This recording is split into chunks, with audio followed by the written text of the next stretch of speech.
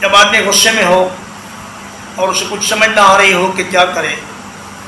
تو اسے اعوذ باللہ من الشیطان الرجیم پڑھنا چاہیے، اور اگر وہ کھڑا ہے تو اسے بیٹھ جانا چاہیے، اور اگر بیٹھا ہو تو اسے لیٹ جانا چاہیے، اور اگر پھر بھی غصہ نہ جائے تو پھر اس کو وضو کر لینا چاہیے، اس طریقے سے اس کا غصہ دور ہو جائے گا۔ اور نزغ کا معنی ہوتا ہے کسی نوکدار چیز سے